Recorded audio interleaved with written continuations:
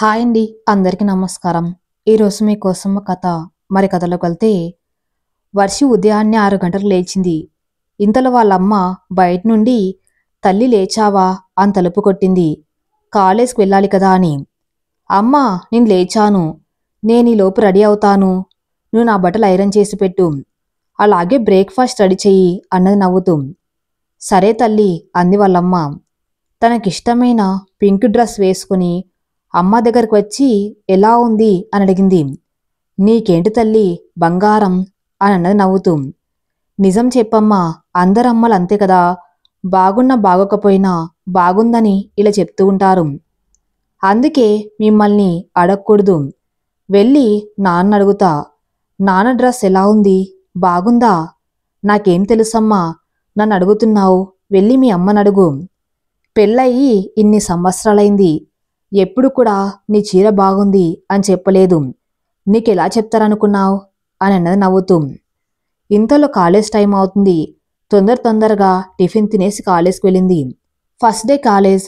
Ragging చేయటం కోసం seniors gate ముందు నిలబడి ఉన్నారు. భయంగా సీనియర్ ముందు నుంచి వెళ్ళింది. ఈ లోపల ఒక సీనియర్ ఆగమని అన్నారు. నాకు ఈ లోపల చెమటలు పట్టాయి. వీళ్ళు అడిగే క్వశ్చన్లు ఎలా ఉంటాయో అని భయం వేసింది. సీనియర్, నీ పేరు, ఊరేంటి అన్నీ తెలుసుకుని ఆ తర్వాత నువ్వు సారీ కట్టుకురా, రేపు అని ఆర్డర్ వేస్తారు. లేకపోతే మీకు పనిష్మెంట్ చాలా ఘోరంగా ఉంటుందని భయపెట్టారు. సరే సార్ అని చెప్పి ఈరోజు బతికిపోయాం అని మనసులో అనుకుంటూ వెళ్ళిపోయింది. క్లాస్ రూమ్లోకి వెళ్ళగానే అందరు కూర్చొని ఉన్నారు. నేను కూడా ఒక టేబుల్ దగ్గర 2 అమ్మాయిలు కూర్చున్నారు. వాళ్ళ పక్కన వెళ్ళి నేను కూడా కూర్చున్నాను. రాకేష్, మొదటి రోజే క్లాస్కి లేటుగా వెళ్తాను. అందరూ విచిత్రంగా చూడడం స్టార్ట్ చేశారు. ఎందుకంటే మేడం ఉందని అబ్జర్వ్ చేయకుండా నేను లోపలికి వచ్చేసాను. మేడం చూసి, ఏరా అడగాలని తెలియదా, మీ స్కూల్లో నేర్పించలేదా అని సెటర్ వేసింది. కొంతమంది నవ్వారు కూడా. ఇలా ఫస్ట్ డే ఫేమస్ అయ్యా. మేడం ఒక్కొక్కరిని లేపి వాళ్ళ కోసం అడుగుతుంది. ఎక్కడి నుంచి వచ్చారు, నీ పేరేంటి అని ఇంట్రడక్షన్ తీసుకుంటుంది. రాకేష్ లాస్ట్ నుంచి 3rd బెంచ్ సెకండ్ అమ్మాయిని మేడం ఇంట్రడక్షన్ తీసుకున్నారు. తన్ని చూశాను. చూడగానే తెలియని ఒక ఫీల్. ఎప్పుడు అది నాకు జరగలేదు. తన పేరు వర్షి అని చెప్పగానే నా మనసులో తెలియని ఆనందం. అలా ఫస్ట్ డే గడిచిపోయింది. ఇంటికి వెళ్ళిన తర్వాత భోజనం చేసి పడుకోవడానికి వెళ్ళాను. ఏదో శక్తి తన కోసం ఆలోచించేలా చేసింది. మనసు మాత్రం తనకు ముందే తెలుసు అన్నట్టుగా చెప్తుంది. ఇలా ఆలోచిస్తూ పడుకున్నాను. ఉదయాన్నే లేచాను. సీనియర్ మాటలు గుర్తుకు వచ్చి, ఈరోజు శారీ కట్టుకోవాలి కదా, కానీ నాకు శారీ ఇష్టం ఉండదు, కష్టమైనా తప్పదని కట్టుకున్నాను. అమ్మ దగ్గరికి వెళ్ళి చూపించాను. ఏంటమ్మా ఈరోజు శారీ కట్టుకుని వెళ్తున్నావు? లేదమ్మా, ఈరోజు అందరినీ ట్రెడిషనల్ లుక్లో రమ్మన్నారు. అందుకమ్మా. నిజం చెప్తే మళ్ళీ ఎలా అమ్మ కంగారు పడతారని నేను నిజం చెప్పలేదు. అమ్మో, మహాలక్ష్మిలా ఉన్నావంటూ నా దిష్టి తగిలేలా ఉంది ఆ దిష్టి తీసింది. నానేమో దగ్గరికి తీసుకుని బుగ్గ మీద ముద్దు పెట్టి, నువ్వు నా అమ్మవి తల్లి అని మురిసిపోయారు. కాలేజ్కి వెళ్ళాను. అక్కడ సీనియర్స్ నన్ను ఇండైరెక్ట్గా నీకు లవర్ ఉన్నారా, మీ హార్ట్లో స్పేస్ ఉందా అని అడిగారు. నాకేం చెప్పాలో తెలియక నేను అక్కడి నుంచి వెళ్ళిపోయాను. క్లాస్ రూమ్కి వెళ్ళగానే అందరు నన్ను విచిత్రంగా చూశారు. అందరూ నార్మల్గా వస్తే నీ మాత్రం ట్రెడిషనల్ లుక్లో వెళ్ళాను కదా అందుకు. రాకేష్ తన్ని చూడాలి అన్న కుతూహలంతో ఉదయాన్నే లేచి క్లాస్లో అందరికన్నా ముందు ఉన్నాను. ఎందుకు నాకు ఎలా అవుతుందో తెలియదు, కానీ తన్ని చూడకపోతే ఊపిరి ఆగిపోతుంది అన్నట్టుగా ఉంది. నాకు ఇది చాలా కామెడీగా ఉంది, కానీ ఇది మాత్రం నిజం. తను క్లాస్ రూమ్కి రాగానే ఒక్కసారిగా నాకు ఒక దేవతను చూసిన అంత ఫీలింగ్. ఎందుకో తెలియదు. తన చీరలో చాలా బాగుంటుంది. నాకు వివరించడానికి మాటలు కూడా రావటం లేదు. నా గుండెల్లో తను నాకు కొత్తగా జీవం పోసినట్టుగా ఉంది. తను చూస్తూ బ్రతికేవచ్చు అన్నట్టుగా నా మనసుకు అనిపిస్తుంది. ఇదంతా ఏమిటి? అసలు దీన్ని ఏమంటారు? దీనికి పేరేమిటి? నా మనసుకెందుకు ఇంత దగ్గర అవుతుంది? తనే నా ప్రాణంలా ఎందుకు అనిపిస్తుంది? ఎంతమంది ఉన్నా ఎందుకు తనతో మాత్రమే మాట్లాడాలి అని నాకు అనిపిస్తుంది. వర్షి, శారీలో నేనంత బాగున్నానా? అందరు నా వంక చూస్తున్నారు. సరే, అసలు ఎవరు చూస్తున్నారో చూద్దాం అని అనుకొని అబ్బాయిల వంక చూసింది. అలా చూస్తూ రాకేష్ దగ్గరకు వచ్చినప్పుడు తన చూపు ఆగింది. తను చూసినప్పుడు తన కళ్ళు నన్ను చూస్తున్నాయి. నేను కూడా తన్నే చూస్తున్నాను. అలా చూస్తూనే ఉండిపోయా. నాకు తన ముందే తెలుసు అన్నట్టుగా. అలా చూస్తూ ఉన్న ఈ లోపల మా ఫ్రెండ్ ఏదో చెప్తుంది, కానీ వినలేదు. తన్ను చూస్తూనే ఉండాలనిపించింది. ఈ లోపల సార్ వచ్చారు. రేపటి నుంచి అందరు కాలేజ్ యూనిఫామ్ వేసుకుని రావాలి అన్నారు సార్. సార్, అసలు కాలేజ్ యూనిఫామ్ ఎందుకు ఉండాలి సార్? మేమిప్పుడు ఇలా రావటం వల్ల ప్రాబ్లం ఏమైనా ఉంటుందా? ఎందుకు సార్ అసలు కాలేజ్ యూనిఫామ్ అందియాను? దీనికి ఆన్సర్ మీ చేతనే చెప్పిస్తాను. అబ్బాయిలు మీరందరూ కాలేజ్ యూనిఫామ్ ఎందుకు అవసరమో చెప్పండి అంటారు సార్. అమ్మాయిలు మీరందరూ కాలేజ్ యూనిఫామ్ ఎందుకు అవసరం లేదో చెప్పండి. అమ్మాయిలందరూ ఎవరి ఒపీనియన్స్ వాళ్ళు చెప్తూ యూనిఫామ్ లేకుండా ఉంటే మంచిది అన్నట్టుగానే చెప్పుకుంటూ వచ్చారు. అబ్బాయిలు కూడా చెప్తున్నారు, కానీ అంతలా ఎవరు చెప్పటం లేదు. అమ్మాయిల డామినేషన్ ఎక్కువైంది. సారు కూడా బాయ్స్ని చెప్పండి పాయింట్స్ అని అన్నారు, కానీ ఎవరు కూడా అంతలా మాట్లాడడం లేదు. రాకేష్, నేను ఒక స్టోరీ చెప్తాను. అది విన్న తర్వాత మీరందరూ డిసైడ్ చేయండి. యూనిఫామ్ ఉంటే మంచిదా, ఉండకపోవటం మంచిదా అని. అందరూ కూడా రాకేష్ ఏం చెప్తారా అని చూస్తున్నారు. రాకేష్, ఒక పేద కుటుంబం ఉంది సార్. వాళ్ళు తన కొడుకు వాళ్ళకిలా పేదవాళ్ళ బతకదు అని కష్టపడి చదివిస్తున్నారు. సార్తో సహా అందరూ ఆశ్చర్యంగా చూస్తున్నారు. వీడేంటి ఇలా చెప్తున్నాడు అని. కానీ ఒకరు మాత్రం ఏం చెప్తారు అని ఎదురు చూస్తున్నారు. తనే వర్షి. ఎప్పట్లాగా తన కొడుకు స్కూల్కి వెళ్ళి వస్తూ ఉండగా సడన్గా వెనక నుంచి ఎవరో గుద్దేసి వెళ్ళిపోయారు. ఎవరో చూసి తన హాస్పిటల్కి తీసుకువెళ్లారు. తను ఎవరో తెలుసుకోవడం కోసం తన బ్యాగ్ గన్ని చెక్ చేశారు, కానీ ఏది దొరకలా. ఈ లోపల వాళ్ళ ఇంట్లో తన కొడుకు ఇంకా రాలేదని ఊరంతా వెతికి వెళ్లే దారి అంతా వెతికి వస్తున్నారు, కానీ ఆచుకు దొరకలేదు. కంటికి రెప్పలా చూసుకునే కొడుకు ఎక్కడా అని అమ్మా నాన్నలు ఏడుస్తూ ఉన్నారు. అప్పుడు డాక్టర్ వచ్చి స్కూల్ యూనిఫామ్ చూసి ఆ స్కూల్ ప్రిన్సిపల్కి కాల్ చేసి చెప్పారు, మీ స్కూల్ స్టూడెంటు ఇలా యాక్సిడెంట్ అయ్యి హాస్పిటల్కి వచ్చారు అని. అప్పుడు ప్రిన్సిపల్ హాస్పిటల్ దగ్గరకు వచ్చి తను ఏ క్లాస్ అని తెలుసుకుని వాళ్ళ అమ్మ నాన్నలకు తెలియజేశారు. తను ఎవరో తెలుసుకోవడానికి యూనిఫామ్ అనేది చాలా యూజ్ అయింది. లేకపోతే తను ఏమయ్యాడో తెలియక వాళ్ళ పేరెంట్స్ ఏమయ్యేవారన్నది మీ ఊహకే వదిలేస్తున్నాం. ఇప్పుడు చెప్పండి, యూనిఫామ్ ఉండాలా ఉండకూడదా అన్నది. అందరూ కూడా షాకింగ్గా చూస్తున్నారు. ఏం మాట్లాడాలో తెలియక అందరూ యూనిఫామ్ ఉండాలి అని అన్నారు. అసలు అబ్బాయికి ఎలా ఉంది ఇప్పుడు? వాళ్ళ అమ్మ నాన్న ఎలా ఉన్నారు చెప్పు రాకేష్ అంటుంది వర్షి. అందులో ఒకరు లేచి ఇది ఒక కథ మాత్రమే, నిజం కాదు అని అన్నారు. ఇది కథ అయితే తనెందుకింత ఎమోషనల్గా చెప్తాడు? ఇది కథ కాదు, నిజమై ఉంటుంది అని నేను అనుకుంటున్నాను. ఇది కథ కాదు, నిజంగా జరిగిన ఒక యథార్థ సంఘటన అంటారు రాకేష్. తన కొడుకు కోసం ఎన్నో ఆశలు పెట్టుకుని బ్రతుకుతున్న ఆ కొడుకు ఎవరో కాదు, అది నేనే. అందరూ తన వైపు చూస్తూ ఉన్నారు. సారు కూడా కళ్ళు చెమర్చాయి. ఎప్పుడు ఏడవని నేను తన కోసం ఏడ్చాను. ఇప్పుడు నాకు అనిపిస్తుంది తనతో మాట్లాడాలని. ఎందుకో తెలియదు, తనతోటి ఉండాలని నాకు అనిపిస్తుంది. మొదటి చూపులోనే నాకు తన ఎంతో ఇష్టమయ్యాడు. ఇప్పుడు ఇదంతా విన్న తర్వాత లోపలేదో తెలియని భావోద్వేగంతో తన్ని హక్ చేసుకోవాలనిపిస్తుంది. దీన్ని ఏమంటారో కూడా తెలియదు. అదే ఫీలింగ్తో ఇంటికి వెళ్ళి మా అక్కని కౌగలించుకున్నాను. నాకు తెలియదు తను చెప్పిన దానిలో అంత ఎమోషన్స్ ఉన్నాయని, కానీ తనకి యాక్సిడెంట్ అయిందని వినగానే నిజంగా తనకేమన్నా అయి ఉంటే ఆ ఊహ కూడా భరించలేకున్నాం. ఏమైంది? ఎందుకు హక్ చేసుకున్నావు? ఇంత ప్రేమ పుట్టిందేంటి నా మీద సడన్గా అంటుంది అమృత. ఏం లేదక్క, నిన్ను హక్ చేసుకోకూడదా అని కవర్ చేశాను నవ్వుతూ. ఎందుకు తను నా ఆలోచనలోకి వస్తున్నాడు? చాలామంది అంటూ ఉంటారు ఈ వయసులో అట్రాక్షన్స్ ఉంటాయని. అది అయ్యుండవచ్చు. అసలు తను ఎవరు? ఎందుకు నన్ను ఇంతలా నా మనసుకు దగ్గరవుతున్నాడు? ఎలాగైనా సరే తన కోసం ఆలోచించకూడదు. రాకేష్ తన ఆలోచనలతో నేను ఉండలేకపోతున్నాను. తన పక్కన ఎప్పుడు ఉండాలి, తను చూస్తూ ఉండాలని అనిపిస్తుంది ఎప్పటికీ. ఏం చేయాలి? తన పక్కన ఉండాలంటే ఏదో ఒక రకంగా వాళ్ళ ఇంటి పక్కన రెంట్కి వెళ్ళాలి.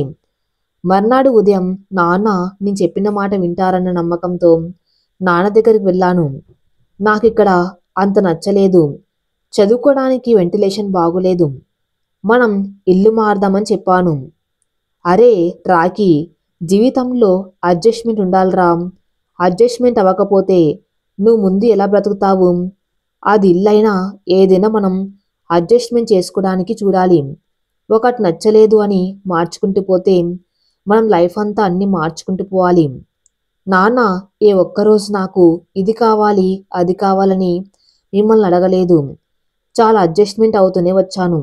తెలుసు నాకు లైఫ్లో అడ్జస్ట్మెంట్ ఉండాలి, కానీ లైఫ్ అంతా అడ్జస్ట్మెంట్ అవుతూ ఉండలేం కదా.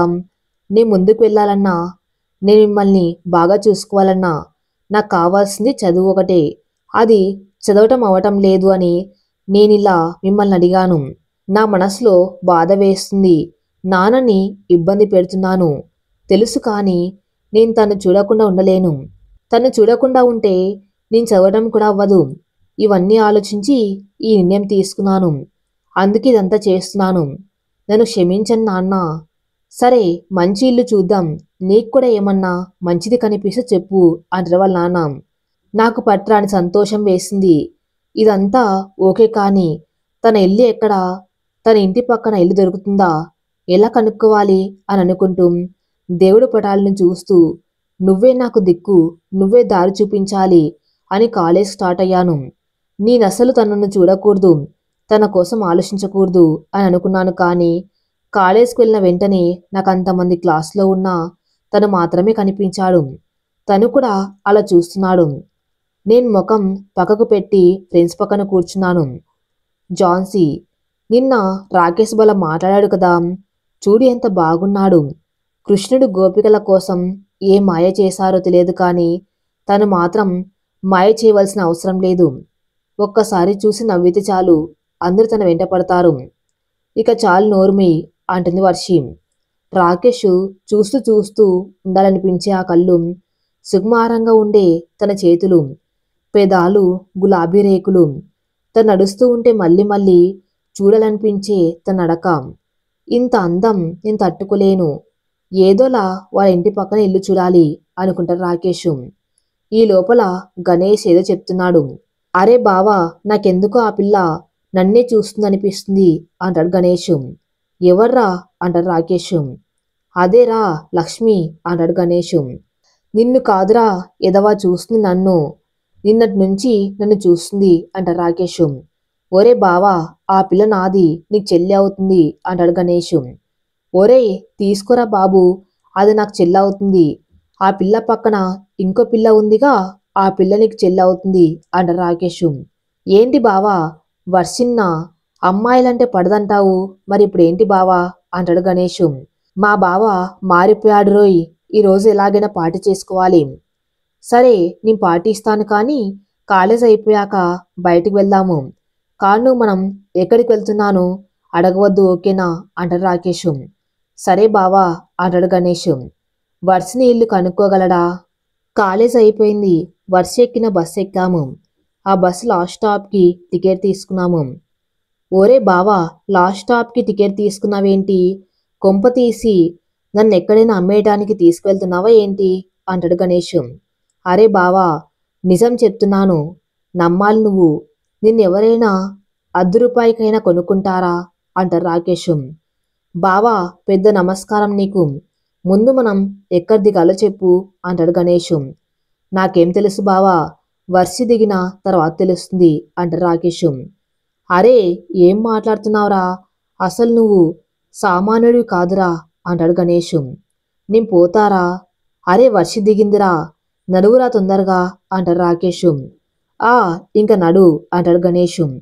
ఈ లోపల వర్షి మమ్మల్ని చూసి చూడనట్టుగా చూసింది. ఏంటి రాకేష్ నా వెనక వస్తున్నాడు? ఏమన్నా పని ఉండి వచ్చాడా, లేదా నా కోసం వస్తున్నాడా? ఇలా ఆలోచించే లోపలే ఇల్లు వచ్చింది.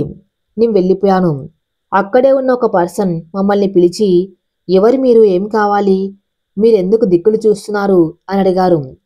ఇక్కడ బిర్యానీ దొరుకుతుందట కదా అండి, అది ఫేమస్ అట కదా, తినడానికి వచ్చాము అంటాడు గణేషు. ఆయన నవ్వుతూ, ఇక్కడి బిర్యానీ దొరకదు, పక్క గల్లీలో ఉంది, వెళ్ళండి అన్నారు. మాకిక్కడ ఇల్లు కావాలి, మీరేమన్నా చూడగలరా? ఆయన మా ఇల్లు ఉంది అని చూపించారు కూడా. నాకు దేవుడు ఏం రాసి పెట్టాడో తెలియదు కానీ ఖచ్చితంగా మంచిగా రాసినట్టుగా ఉన్నారు. ఎందుకంటే ఆయన చూపించిన ఇల్లు వర్షి ఇంటి పక్కన ఇల్లునే. బావా, ఒక్కసారి గిల్లు, ఈరోజు నాకు చాలా ట్విస్టులు చూపించావురా నువ్వు. నీకు దండం బావా, ఇంకేమైనా ట్విస్టులు ఉన్నాయా? ఎంత పెద్ద ప్లాన్ వేసావురా. వాళ్ళ ఇంటి పక్కనే రూమ్ కూడా దొరికేసింది. రేపటి నుంచి ఇద్దరు కలిసి కూడా కాలేజ్కి వస్తారు. ఇక నీకు నీ కనపడను. అది ఏంటో తెలియదు బావా, చూసిన మొదటి రోజు నుంచి నా కళ్ళల్లో తిరుగుతుంది. అందుకే వాళ్ళ ఇంటి పక్కన రూమ్ తీసుకోవాల్సి వస్తుంది. సరే పార్టీ అనగా తిందాం నడు అంటారు రాకేష్. నీకు నీ పార్టీకి దండం రా బాబు. జీవితంలో ఎవరి పార్టీకి వెళ్ళను, ఎవరి పార్టీలు తీసుకోను. బుద్ధొచ్చింది నాకు బాగా ఈరోజు. తేడా ఏమన్నా అయితే అప్పుడు అయ్యేది పార్టీ మనకు అంటాడు గణేష్. సర్లే, ఏం అవ్వలేదు కదరా, ఇంటికి వెళ్దాం. మా నాన్నకు కూడా చెప్తాను, ఇల్లు దొరికింది, బాగుంది, కాలేజ్ దగ్గరలో ఉంది అని చెప్తాను. కొత్త ఇంట్లోకి వెళ్ళడానికి చూస్తాం, ఈ 2 రోజుల్లో మంచి రోజు చూసుకొని అంటాడు రాకేష్. ఓకే బావా అంటాడు గణేష్. నాన్నకు చెప్పా. నాన్న అమ్మ కూడా సరే అన్నారు. తర్వాత రోజు నాన్నతో కలిసి అడ్వాన్స్ ఇచ్చాము. ఆయన రేపు మంచిది వచ్చేయమన్నారు. తర్వాత రోజు అంటే అమ్మ ఒకదానికి కష్టమని నేను అమ్మతో పాటు ఉండి సామాన్లు అలాగే కొత్త ఇంటికి వెళ్ళి కాలేజ్కి వెళ్ళకుండా అమ్మతో పాటు రూమ్ క్లీనింగ్ చేశాను. తొందరగా రెడీ కాలేజ్కి వెళ్ళాను. కానీ రాకేష్ కనపడలేదు. అటు ఇటు మొత్తం చూసా, ఎటు చూసినా కనిపించలేదు. ఏమైపోయారు, ఎందుకు రాలేదు అన్న టెన్షన్ నాకు ఎక్కువైంది. కాలేజ్ అయిపోయింది, బస్టాప్లో చూసినా కనపడలేదు. ఆ బాధతోనే అలాగే ఇంటికి వెళ్ళాను. తన కోసం ఆలోచిస్తూ రాత్రంతా గడిచిపోయింది. ఉదయాన్నే వచ్చేసి పాలు పొంగించాం, మొత్తం సామాను అన్ని సర్దేశాం. ఇక కాలేజ్కి టైం ఉంది. ఎంత చూసినా టైం మాత్రం కదలటం లేదు. ఒక్కరోజు అయింది తన్ని చూసి. ఎలా అయినా తన్ని చూడాలి, ఈ క్షణం తన్ని చూడాలనిపిస్తుంది. ఈ లోపల అమ్మ పిలిచింది. అమ్మ పిలిచి సీరా అన్నం స్వీట్స్ పక్కన ఉన్న వాళ్ళకి, పైన ఉన్న వాళ్ళకి ఇవ్వమని చెప్పింది. నేను ఇచ్చేసి వస్తూ ఉండగా నాకు ఐడియా వచ్చింది. పక్కింటి వాళ్ళకు కూడా ఇద్దామని అన్నాను అమ్మతో. అమ్మ సరే నీ ఇష్టం, ఇస్తే ఇవ్వు అన్నది. అద్దం దగ్గరికి వెళ్ళి దువ్విన తలని దువ్వాను. వేసుకున్న బట్టలు మార్చేసి మంచి బట్టలు వేసుకుని వాళ్ళ ఇంటికి వెళ్ళాను. అమ్మ ఇచ్చిన వాటితో పాటు చాక్లెట్స్ కూడా తీసుకున్నాను. వాళ్ళ ఇంటికి వెళ్ళి డోరు కొట్టాను. భయంగా ఉంది. గుండెల్లో ఏదో తెలియని వణుకు మొదలైంది. అయినా తన్ని చూడాలి అన్న ఆశతో భయాన్ని చంపుకున్నా. ఎప్పుడెప్పుడు చూస్తాను అని నా మనసు ఉరకలు వేస్తుంది. వర్షి డోర్ తీయగానే రాకేష్ ముందు ఉన్నాడు. నాకొక్క క్షణం ఊపిరాలేదు. అంత దగ్గర ఎప్పుడు తన్ని చూడలేదు. ఒక్క క్షణం ఈ లోకం ఆగిపోయినట్టు అనిపించింది. అసలు ఏం మాట్లాడాలో తెలియదు. అలాగే నుంచొని చూస్తూ ఉన్నాను. రాకేష్ కూడా చూస్తున్నాడు. తనేం మాట్లాడలేదు. ఈ లోపల అమ్మ వచ్చి ఎవరు బాబు అని అడిగితే పక్కన ఇంటికి రెంట్కి వచ్చాము, అందుకే శ్రీరాన్నం స్వీట్స్ తీసుకొచ్చాను అని చెప్పాడు. సరే అని చెప్పి మా అమ్మ నన్ను తీసుకో అని చెప్పి వెళ్ళిపోయింది. నేను తన చేతిలో నుంచి తీసుకున్నప్పుడు, తన చేతులు నా చేతులకు టచ్ అయినప్పుడు ఏదో తెలియని బంధం తన దగ్గరికి లాగుతున్నట్టు అనిపించింది. చాక్లెట్ కూడా ఇచ్చాడు. నాకు అర్థం కాలా చాక్లెట్ ఎందుకు ఇచ్చాడని. చాక్లెట్ ఒకటి నేను తీసుకుని వేరేవన్నీ టేబుల్ మీద పెట్టేసి నేను కాలేజ్కి ప్రయాణమయ్యాను. తనని అలానే చూస్తూ ఉండాలని అనిపించింది. కాకపోతే వాళ్ళ అమ్మని చూసిన తర్వాత భయం వేసి తన చేతికి ఇచ్చేసి వచ్చేశాను. అసలు ఒక రోజు కూడా నేను తన్ని చూడలేకుండా ఉండలేకపోతున్నాను. ఈరోజు దేవుడు మా ఇంటి పక్కన తను రెంటికి వచ్చేలా చేశాడు. అసలేం జరుగుతుంది నా జీవితంలో, ఎందుకు ఇవన్నీ థాట్స్ వస్తున్నాయి నాకు? ఇవన్నీ ఆలోచించుకుంటూ బయటికి వచ్చి వాళ్ళ ఇంటి వైపుకు చూస్తూ తను వస్తే బాగుండు అని అనుకున్నాను. ఇలా అనుకున్నానా లేదో తను మా ఇంటి ముందు నడుస్తూ వెళ్తున్నాడు. అమ్మయ్యా, వచ్చింది బయటికి, ఇక చూసుకుంటూ వెళ్ళవచ్చు తన్ని. ఏంటో నా జీవితం తన కోసం తప్ప ఇక దేనికోసం ఆలోచించలేకపోతున్నాను. అసలు తను ఏదో ఇంతకు ముందున్న జన్మలో నా తోడు అనుకుంటా. అందుకే ఈ జన్మలో తన కోసం ఇంతలా తాపత్రయపడుతున్నాను. ఇద్దరం బస్ ఎక్కి అలా చూసుకుంటూ కాలేజ్కి వెళ్ళాను. ఎందుకు ఈరోజు నాకు చాలా ఆనందంగా ఉంది? ఎందుకు ఎప్పుడు లేంది ఇంత ఆనందంగా? ఇది రాకేష్ మా ఇంటి పక్కకి రావటం వలన నాకు ఈరోజు మాత్రం చాలా ప్రశాంతంగా ఉంది అనుకుంటుంది వర్షి. ఒరే బావా, నాకు చాలా హ్యాపీగా ఉందిరా అంటాడు గణేషు. ఎందుకురా అంటారు రాకేషు. లక్ష్మి వాళ్ళ ఇల్లు మా ఇంటి పక్కనే, నా కోసం అనుకుంటా వచ్చేసింది. నువ్వేమో వర్ష కోసం వెళ్ళావు. నేను హీరో, ఎక్కడ నా కోసం వచ్చింది లక్ష్మి, చూసావా బావా? ఒరేయ్, మొన్ననే కదా నువ్వు ఇల్లు షిఫ్ట్ అవుతా, నిజం చెప్పరా అసలు అంటారు రాకేషు. అది కాదు బావా, వాళ్ళది ఇక్కడే ఇల్లు. నేను కోయిన్సిడెంట్గా వాళ్ళ ఇంటి పక్క రెంట్కి వచ్చాను అంతే. నేనేదో నీ దగ్గర బిల్డప్ కోసం చెప్పా అంతే. అరే సర్లే కానీ ఈరోజు మా వర్ష నేను కలిసి వచ్చాము. ఎంత చక్కగా ఉందో మీ చెల్లి, నా దిష్టి తగిలేలా ఉంది అంటారు రాకేషు. ఈ లోపల సార్ వచ్చారు. రోజు క్లాసెస్ చెప్పి బోర్ కొట్టింది, అందుకే ఈరోజు ఓ గేమ్ మీ చేత ఆడించబోతున్నాను. నేను ఒక బాక్స్ తీసుకువచ్చాను. ఇందులో నుంచి ఒక చిట్టి తీసి అందులో ఏముందో అది చెయ్యాలి. ఫస్ట్ గణేష్ని పిలిచారు. చిట్టి తీశాను. అందులో ఏముందంటే స్నేహితుడి కోసం చెప్పాలి. అసలు ఎందుకు స్నేహితుడయ్యాడు అని చెప్పాలి. నా ప్రాణానికి ప్రాణమైన నా స్నేహితుడు రాకేష్, వీడితో ఎందుకు స్నేహం చేస్తున్నాను నాకే తెలియదు, కానీ వీడు చిన్నప్పటి నుంచి నా ప్రాణ స్నేహితుడు. ఏ సిచ్యువేషన్లో అయినా నా పక్కనే ఉన్నాడు. అది బాధ అయినా సంతోషమైన కూడా. నేను తప్పు చేసినా ఆ తప్పని చెప్పేవాడు స్నేహితుడు ఒకరు ఉండాలి నా జీవితంలో, అది వీడే. ఒకవేళ నేను తప్పు చేసినా నన్ను ఎప్పుడు వదల్లేదు. వాణ్ణి అడిగా, నేను తప్పు చేశా కదా, ఎందుకు నన్ను దూరం పెట్టలేదని. వాడు అన్నాడు, ఒక్కసారి ఫ్రెండ్ అయ్యాక వాడి తప్పును కూడా క్షమించగలిగితేనే వాడిని స్నేహితుడిగా యాక్సెప్ట్ చేయాలి అని అన్నాడు. నన్ను నా తప్పులను భరిస్తున్నాడు కాబట్టి ఎప్పటికీ ఎన్నటికైనా వాడే నా ప్రాణ స్నేహితుడు. అందరూ చప్పట్లు కొట్టారు. నా కళ్ళల్లో నీళ్లు వచ్చాయి. వాడు మాట్లాడిన మాటలకు. తర్వాత ప్రియ వెళ్ళింది చిట్టు తీయటం కోసం. ఒక పాట పాడాలి అని వచ్చింది. దేవుడా అనుకున్నాను. ఏదో ఒకటి పాడదామని అనుకున్నాను. సమయానికి పాటలు గుర్తు రాలేదు. ఫైనల్గా పాట పాడాను. ఆరెంజ్ సినిమాలో నేను నువ్వంటూ అన్న సాంగ్ పాడి వచ్చేశాను. క్లాప్స్ ఏదో కొట్టినట్టుగా కొట్టారు. నెక్స్ట్ నేను వెళ్ళాను. నాకు అమ్మాయిని ప్రపోజ్ చేయాలి అని వచ్చింది. సార్ నార్మల్గా ప్రపోజ్ చేయి, అమ్మాయి అవసరం లేదన్నారు. ఈ లోపల మా బావగాడు మహానుభావుడు ఉన్నాడుగా, అమ్మాయి ఉంటే బాగుంటుంది సార్ అని అన్నాడు. ఈ లోపల సార్ అయితే నువ్వే ఒక అమ్మాయిని సెలెక్ట్ చేయి అని అన్నారు. నేను అటు ఇటు చూస్తూ వర్షిని ప్రపోజ్ చేయి అని చెప్పాను. అందరి ముందు తను ఎలా ప్రపోజ్ చేస్తాడు? వెళ్ళి తన ముందంట నించో చూద్దాం, ఏం మాట్లాడతాడో, ఏమని ప్రపోజ్ చేస్తాడు. ఒక పక్క నవ్వు, ఇంకో పక్క సిగ్గు, ఇంకో పక్క భయం. ఆ భయంతో వెళ్ళి తన ముందు నించున్నా. నా మనసులో మాట చెప్పాలి. ఇది మంచి సమయం అనుకున్నాను. ఇక స్టార్ట్ చేశాను. ఈ లోపల చాక్లెట్లు ఇచ్చాడు మా బావగాడు. అది పట్టుకుని ప్రపోజ్ చేస్తున్నాను. నీ నుంచి వచ్చే శ్వాసనడుగు, ఆ శ్వాస చెబుతుంది నువ్వంటే నాకు ప్రాణమని. నీ నీడనడుగు, ప్రతి క్షణం నీ నీడనై కాపాడేది నేనే అని చెప్తుంది. నువ్వు రోజు చూసే నీ కళ్ళనడుగు, నువ్వంటే ఎంత ఇష్టమో చెప్తుంది. అన్నిటికన్నా నీ మనస్సునడుగు చెబుతుంది నా ఊపిరి నువ్వని. ఇలా చెప్తూ ఉంటే అందరు నా వంక ఆశ్చర్యంగా చూస్తున్నారు. సడన్గా ఒకసారిగా బెల్ కొట్టారంతే. అంత గజిబిజి అయిపోయింది. సార్ వెళ్ళిపోయారు. నాకేమో చాలా బాధేసింది. ఎందుకంటే నేను ఇంకా చెప్పవలసింది చాలా ఉంది. కానీ మొదలుపెట్టిన ఒక క్షణంలోనే ఇలా జరిగిపోయింది. కానీ నా దగ్గర నుంచి ఆ చాక్లెట్ తీసుకుని వర్షిని వెళ్ళిపోయింది. నాకు ఒక్క క్షణం అర్థం కాలేదు.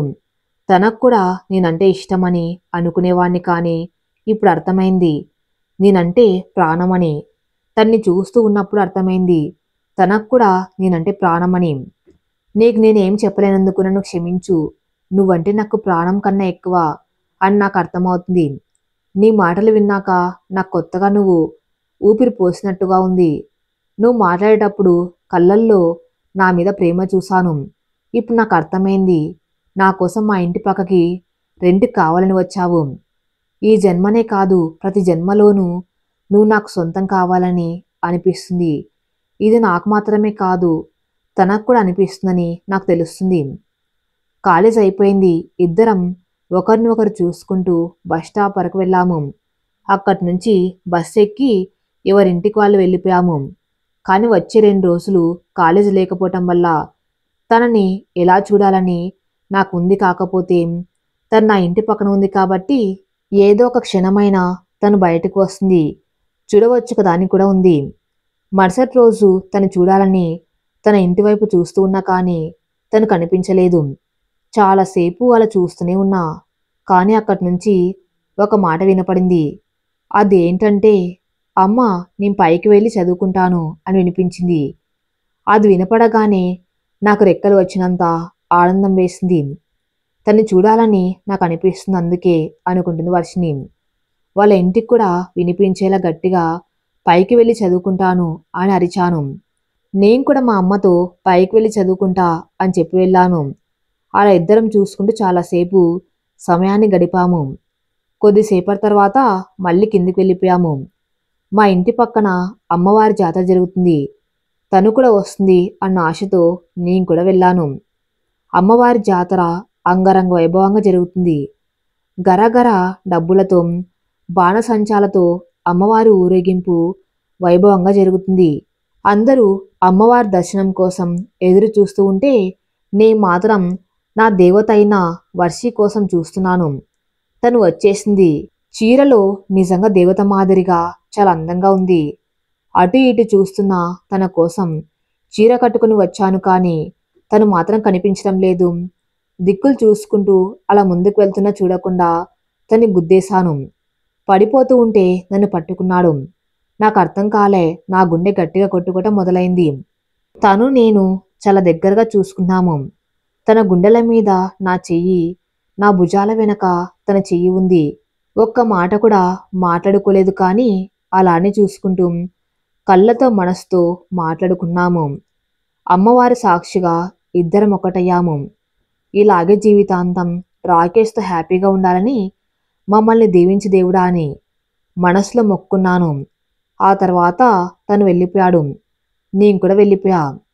దేవుడా నువ్వు ఉన్నావు దేవుడా, నీ గుళ్ళోనే మా ఇద్దరు మనసులని కలిపావు అనుకుంటారు రాకేష్. ఒకరికొకరు మాట్లాడుకోకపోయినా ఇద్దరి మనసులు కలిశాయి. నా జీవితంలో ఎప్పుడు కూడా నన్ను ఇంతలా ప్రేమించిన వ్యక్తి వస్తారని ఎప్పుడు కూడా అనుకోలేదు.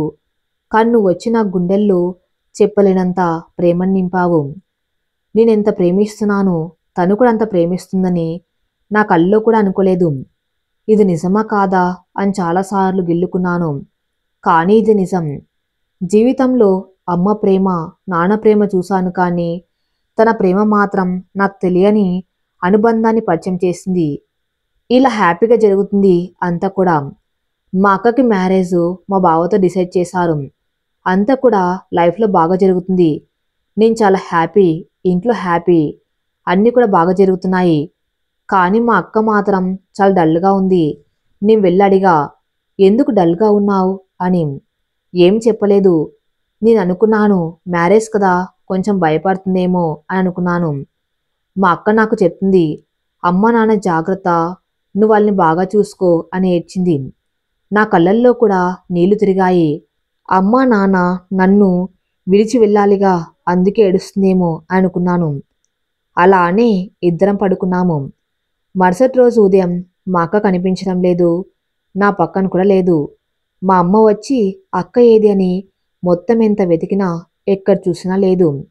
అంత మంచిగా జరుగుతుంది అన్న సమయంలో ఇదేంటి, ఏమైంది, అక్క ఎక్కడికి వెళ్ళింది అసలు? ఆ రోజు సాయంత్రం మా నాన్నకి వాట్సాప్లో అక్క మ్యారేజ్ చేసుకున్నట్టు ఫొటోస్ వచ్చాయి. అందరం కూడా చాలా షాక్లోకి వెళ్ళిపోయాము. నాన్న గుండెల మీద ఎత్తుకుని పెంచినందుకు తన్నేసి వెళ్ళిపోయింది. తన కోసం చెప్పి ఉంటే ఆలోచించేవాణ్ణి కానీ ఇప్పుడు మోసం చేసి వెళ్ళిపోయింది. ఇప్పుడు అందరికీ ఏం సమాధానం చెప్పాలి? ఇంతలా గారం చేసి పెంచినందుకు ఇలా చెయ్యాల నన్ను? ఏ రోజు కూడా ఒక పని కూడా చెప్పలేదు. గులాబీ పువ్వులా చూసినందుకు ఆ గులాబీ మొక్కకున్న ముళ్ళతో గుండెల్లో గుచ్చేసి వెళ్ళిపోయింది. పురిటి నొప్పులు పడుతున్నప్పుడు డాక్టర్ లోపల పిల్ల అడ్డం తిరిగింది అన్నారు. నేను చనిపోయినా పర్లేదు, పాప బ్రతకాలి అని నిన్ను బ్రతికించి నేను పడ్డాను బాధ. మళ్ళీ ఇప్పుడు అంతకంటే ఎక్కువ బాధని ఇచ్చి వెళ్ళిపోయావు. ఏం అడగకుండా అన్ని ముందే తెచ్చిపెట్టినందుకు ఇప్పుడు నాకు ఈ శిక్ష వేస్తుందా అనుకుంటూ నాన్న పడిపోయారు. హాస్పిటల్కి తీసుకువెళ్ళాము. స్ట్రోక్ అన్నారు. స్టంట్ వేశారు. 3 రోజులు అలాగే హాస్పిటల్లో ఉన్నాము. ఊర్లో అందరు కూడా మమ్మల్ని మాటలతో బాధపెట్టడం, పిల్లల్ని పెంచడం రాదు అన్నట్టు మమ్మల్ని అనడం స్టార్ట్ చేశారు. కానీ మా బావ ఒక్క మాట కూడా అనలేదు. మా అత్త కూడా ఏమీ అనలేదు. మాకు తోడుగా సపోర్ట్గా ఉన్నారు. జీవితంలో ఏ తప్పు చేయని మేము మా అక్క వాళ్ళ బంధువుల దగ్గర, ఇంటి పక్కన వాళ్ళ దగ్గర అవమానపడవలసి వచ్చింది. భగవంతుడి దయ వల్ల మా ఫాదర్కి ఏం కాకుండా బయటపడ్డాము. ఇంటి పక్కన వాళ్ళు అనే మాటలకు మా నాన్న ఏమైపోతారు అని భయమేస్తుంది. ఏం చేయాలో తెలియదు. కానీ అమ్మ, నేను నాన్నకు ధైర్యం చెప్తూ చూసుకున్నాము. మా బావ, అత్త కూడా ఎప్పుడు కూడా ఏమీ అనలేదు. కొన్ని రోజులకి కొంచెం సర్దుకున్నాము. కాలేజ్కి వెళ్ళడం కోసం బ్యాగ్ వేసుకుని బయటకు వెళ్తున్న టైంలో నాన్న పిలిచారు. నా మాట నువ్వు వింటావా తల్లి? నువ్వు కూడా అక్కలా ఏమన్నా చేస్తావా అని అన్నారు. నాకు అర్థం కాలా, ఎందుకలా మాట్లాడతారు? నేను మీరేం చెప్పినా వింటానని చెప్పి కాలేజ్కి వచ్చేసాను. కాలేజ్కి వెళ్ళిన వెంటనే రాకేష్ని చూశాను. ఈరోజు ఎలా అయినా తనతో మాట్లాడాలి, అన్నీ షేర్ చేసుకోవాలి అనుకున్నాను. ఇద్దరం చాలాసేపు అలా అని చూసుకున్నాము. నాకెందుకో తెలియదు, ఈరోజు ఏదో తన్ని చూస్తూ ఉంటే ఏడుపు వస్తుంది. ఎందుకో తెలియదు. నాకు తన్ని చూస్తూ ఉంటే బాధగా ఉంది. తనతో ఇప్పుడు మాట్లాడి డిస్టర్బ్ చేయకూడదు. తన్ని అలా కొన్ని రోజులు వదిలేస్తాను. కొన్ని రోజుల తర్వాత నా మనసులో మాట తన ముందు చెప్తాను. ఇప్పుడు చెప్పకూడదు అనుకుంటారు రాకేష్. కాలేజ్ అయిపోయింది. రిషి ఇంటికి వెళ్ళిపోతున్నాడు పట్టించుకోకుండా. రోజు కలిసి వెళ్తాంగా, మాట్లాడకుండా ఫాస్ట్గా బస్ స్టాప్కి వెళ్ళి తనతో పాటు బస్ ఎక్కాను. కానీ మాట్లాడకుండా చూసుకున్నాం. ఇంటికి వెళ్ళాను. డోర్ తీయగానే నాన్న, అమ్మ, అత్తయ్య నవ్వుతున్నారు. మా అత్త చాలా ఆనందంగా కోడలి పిల్ల కూర్చో అన్నది. నాకు అర్థం కాలేదు ఏం జరుగుతుందన్నది. నాన్న, నిన్ను బావకిచ్చి పెళ్లి చేయడం కోసం మాట్లాడుకుంటున్నాం అన్నారు. నాకు ఒకసారిగా ప్రపంచమంతా స్తంభించినట్లు అనిపించింది. నాకేం చెప్పాలో తెలియలేదు. ఏం చెప్తే మళ్ళీ నాన్నకి ఏమవుతుందన్న భయంతో ఏం మాట్లాడకుండా లోపలికి వెళ్ళిపోయాను. 2 రోజుల్లోనే పెళ్ళి అన్నారు. నాకేం చేయాలో తెలియదు. తనకి చెప్పాలనుకున్నాను. వెంటనే పైకి వెళ్ళాను. నా అదృష్టం బాగుండేమో తాను కూడా పైన ఉన్నాడు. నాకు తనకి ఎలా చెప్పాలో తెలియక ఏడ్చాను. తన్ని చూసి బాగా ఏడ్చాను. ఎప్పుడు ఏడవలేనంత ఏడ్చాను. ఎందుకు ఏడుస్తుంది అసలు అని నాకేం చేయాలో తెలియక అక్కడ ఉన్న కర్ర తీసుకుని డైరెక్ట్గా వాళ్ళ బిల్డింగ్ మీదకి జంప్ చేశాను. నేను ఏడ్చాను. నా నోటి నుండి ఒక మాట కూడా రాలేదు. హఠాత్తుగా వర్షి నన్ను కౌగిలించుకుని 3 సెకండ్స్ నా కౌగిల్లో అలాగే ఉండిపోయింది. తర్వాత వదిలేసి కిందికి పరుగులు తీసింది. అసలు ఏమైందో తెలుసుకోవాలి అని వాళ్ళ ఇంట్లోకి వెళ్ళిపోయాను. ఎదురుగా చాలామంది ఉన్నారు. నేను వాళ్ళ ఇంటి పక్కన ఉంటానని తెలుసు కాబట్టి వాళ్ళు ఏమనలేదు. ఎలా ఉంది మీ ఆరోగ్యం అంకుల్ అని అడిగాను. ఆయన పర్లేదు బాబు అని అన్నారు. సాయంత్రం మా ఇంటికి వస్తావా, నీతో పని ఉందన్నారు. నేను సరే అన్నాను. అంకుల్ ఏమన్నారంటే మా వర్షి పెళ్లి 2 రోజుల్లో పక్క ఫ్లాట్ వాళ్ళకి చెప్పాలన్నారు. నేను షాక్ అయ్యాను.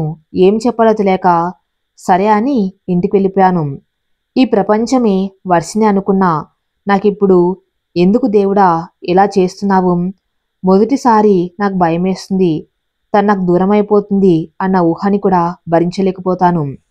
తన నా శ్వాస అనుకున్నాను. ఇప్పుడు తాను వెళ్ళిపోతే నేను బ్రతికుండగలనా? ఒకరి జీవితం అనుకున్నప్పుడు దూరం అయితే వచ్చే బాధ కన్నా చనిపోయి మళ్ళీ జన్మ ఉంటే తన కోసమే జన్మించి తన ప్రేమని గెలుచుకోవటం మంచిది. తాను నా జీవితం అని ఊహలో బతికిన నేనిప్పుడు వేరే వాళ్ళకి సొంతం అవుతా అంటే నేనెలా బ్రతకగలను? ప్రతి క్షణం నేను చూసే కళ్ళు ఎప్పుడు తన మీద ఉంటుంది. ఇప్పుడు అవే కళ్ళు వేరే వాళ్ళ మీదకి ఎలా వెళ్తాయి? ఒకరి మీద ఉన్న ప్రేమను చంపుకొని అదే ప్రేమను వేరే వాళ్ళ మీద ఎలా చూపించగలను? అసలేం చేయాలి? నేను తనకి దక్కను అన్న క్షణం నా ఊపిరి ఆగిపోతుందేమో అనిపించేది, కానీ ఎందుకిప్పుడు నా ఊపిరి ఆగటం లేదు? పెళ్లి రోజు రానే వచ్చింది. ఏం చేస్తే నాన్నకేమవుతుందన్న భయం నన్నేం చెప్పకుండా చేసింది.